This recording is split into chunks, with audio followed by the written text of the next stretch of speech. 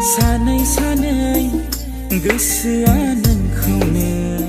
नोंथांमोना दासिमबो नैबे गोदान भिडिअखौ नायाखै अब्ला नोंथांमोना आंनि नैबे भिडिअनि गेजेरजों नायनानै लादो। हेलौ लोगोफोर, नोंथांमोननि गेजेराव आरोबाव मोनसे गोदान भिडिअनि आपडेट लानानै फैलायबाय। नोंथांमोना नैबे गोदान भिडिअनि फुल आपडेटखौ मिथिनो थाखाय बे भिडिअखौ जोबजासिम नाय, होनब्लासो नोंथांमोना मिथिगोन दिनैनि बे गोदान भिडिअखौ बबे चेनेलाव होदों।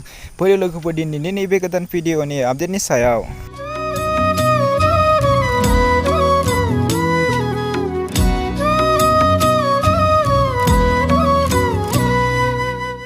दिनैनि नैबे गोदान मिउजिक भिडिअनि आपडेटनि टाइटेलानो जादों सानै सानै। लोगोफोर, नोंथांमोना दासिम बे गोदान मिउजिक भिडिअखौ नायाखै अब्ला नोंथांमोना नैबे आंनि भिडिअनि गेजेरजों नायनानै लादो। बेखायनो नोंथांमोना नैबे भिडिअखौ जोबजासिम नायनो नांगोन। लोगोफोर, नोंथांमोना नैबे भिडिअखौ मोजां मोनदोंब्ला लाइक शेयार खालामनानै हो आरो चेनेलखौ दासिम साबस्क्राइब खालामाखै साबस्क्राइब खालामनानै होदो। लोगोफोर, नैबे भिडिअनि कास्टिंआनो जादों सहदेब आरो सनजना। लोगोफोर, नैबे भिडिअआ जोबोरैनो मोजां जादों आरो बिथांमोना नैबे भिडिअखौ दासिम फुल आपल'ड खालामथ'वाखै।